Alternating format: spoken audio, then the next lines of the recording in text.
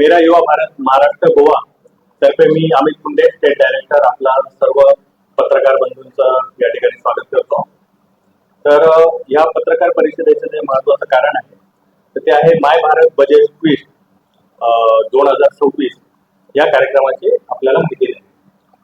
भारत सरकारच्या युवा कार्यक्रम आणि क्रीडा मंत्रालयातर्फे मेरा युवा भारत या ऑटोनॉमस बॉडीच्या मार्फत my Bharat budget quiz 2026 Mumbai zone चे भव्य अंतिम फेरीचे आयोजन या ठिकाणी करण्यात आलेले आहे।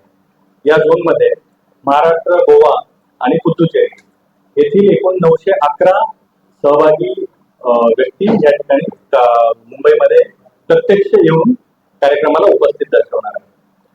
ही 2 दिवसीय अंतिम फेरी 12 आणि 13 एप्रिल रोजी DY पाटील विद्यापीठ नेरूळ नवी मुंबई या ठिकाणी आयोजित करण्यात आली आहे।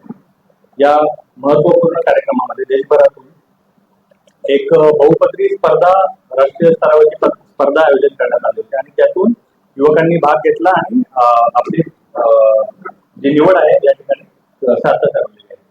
या 2 दिवसांच्या विचारमंथन सत्रामध्ये शिक्षण तज्ञ, उद्योग क्षेत्र, कृषी या विषयातील तज्ञ उपस्थित राहणार आहेत। केंद्रीय मंत्री माननीय श्री मनसुख मांडविया सर, माननीय मंत्री युवा कार्यक्रम आणि खेळ मंत्रालय यांच्या संकल्पनेतून सुरू करण्यात आलेला आहे। केंद्रीय अर्थसंकल्प 2026 मध्ये माननीय अर्थमंत्री निर्मला सीतारामन यांनी उद्देश केला होता की उद्देशून संबोधनामध्ये सांगितलेलं होतं की विकसित भारत यंग लीडर डायलॉग जो माननीय पंतप्रधानांच्या उपस्थितीमध्ये भारत मंडपम दिल्ली येथे झालेला होता। तर त्या ठिकाणी पॉलिसी डिस्कशन बऱ्याच गोष्टींवर झाले होते आणि त्यातील जे महत्वाचे मुद्दे आहेत ते या अर्थसंकल्पामध्ये त्याचं प्रतिबिंब उमटलेलं होतं। म्हणून युवकांचं या बजेटप्रती असलेलं जे दायित्व आहे आणि त्यातनं ती माहिती जास्तीत जास्त प्रमाणामध्ये त्यांच्यापर्यंत पोहोचायला पाहिजे। हे युथ ड्रिव्हन बजेट म्हणून जे काही ही गोष्ट संकल्पना राबवलेली होती तर त्याच्या अजून त्याच्या प्रसिद्धीसाठी हा कार्यक्रम आयोजन करण्यात आला। तर ह्यामध्ये हे जे आपले 15,000 लोक भारतभरामध्ये निवड झालेले आहेत तर त्याच्यासाठी एक चांगली प्रक्रिया राबवलेली होती। तर सर्वप्रथम माय भारत पोर्टलवर क्रीडा मंत्री मनसुख मांडविया सर यांच्या उपस्थितीमध्ये दर रविवारी संडे झोन सायकल हा इव्हेंट देखील आयोजन केला जातो। तर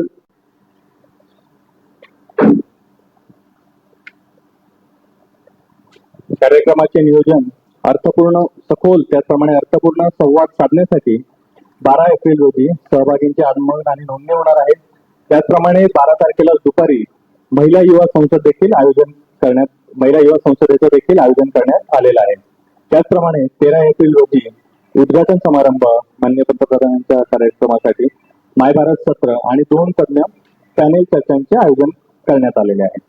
नारी शक्ती विकसित भारत की आवाज या विषयावर आधारित युवा संसद या कार्यक्रमाचा विशेष भाग असेल। या चर्चामध्ये सहभागी महिला आरक्षण विधेयकावर संसदीय पद्धतीने चर्चा करून आपलं मत जे आहे ते नोंदवणार आहेत। महिला सभापतींच्या मार्गदर्शनाखाली हा कार्यक्रम पार पडेल आणि सर्वात शेवटी एक ठराव संमत करून नारी शक्तीचा सामूहिक आवाज जो आहे तो आपल्याला देशभरामध्ये या कार्यक्रमाच्या माध्यमातून पोहोचवला जाणार आहे। त्यामध्ये एज लिमिट 15 to 29 आहे, तर त्याच्यामुळे खूप एज याच्यामध्ये खूप युथ पार्टिसिपेट करू शकतात अपार्ट फ्रॉम जे बोर्डातले विद्यार्थी आहेत ते सोडून, असं म्हणून खूप जणांचा सहभाग झाला देखील त्या ठिकाणी भाग घेऊ शकत होतात। परंतु पुढच्या निवडीसाठी जे आहे तर ते 15 ते 29 वर्ष वगैरे आहे। कारण मेरा युवा भारत पोर्टल जे आहे माय भारत पोर्टल हे युवकांसाठी असलेलं पोर्टल आहे। सिनियर लोक पार्टिसिपेट करू शकतात त्याच्यामध्ये, फक्त तुमची पुढे बेनिफिशियरी म्हणून निवड नाही होऊ शकत।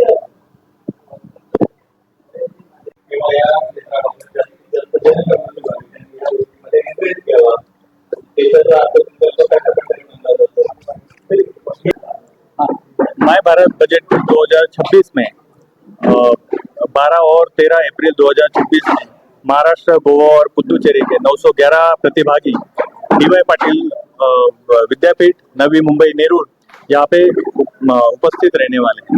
इस कार्यक्रम का मुख्य हेतु जो है युवकों का अपने इस साल का 2026 का जो बजट है यूथ ड्रिवन बजट होने के वजह से माननीय मंत्री महोदय मनसुख मांडविया जी, युवा कार्यक्रम एवं खेल मंत्रालय भारत सरकार, इनके संकल्पना पर आधारित युवकों का बजट के प्रति अपना सहभाग तथा अवेयरनेस बढ़ाने का एक प्रयास है। इस कार्यक्रम में 12 तारीख को एक ओनली वुमेन्स यूथ पार्लियामेंट भी होने जा रहा है दोपहर को। उसी के साथ में पर्यावरण के लिए अवेयरनेस के लिए संडे ऑन साइकिल इवेंट भी शाम को हो रहा है। उसी के तहत 13 अप्रैल मॉर्निंग में एग्रीकल्चर तथा ह्यूमन कैपिटल डेवलपमेंट इस विषय पर परिसंवाद का आयोजन डी.वाई. पाटिल स्टेडियम में ही किया जा रहा है। और इसी के साथ में युवकों का 3 स्टेट के युवा इकट्ठा आकर अपने अपने विचार इस मंच पर प्रस्तुत करेंगे और अपना पॉलिसी मेकिंग में अपना सहभाग प्रस्तावित करेंगे। इस कार्यक्रम का इस मुख्य हेतु के साथ में हमने सब अरेंजमेंट की है।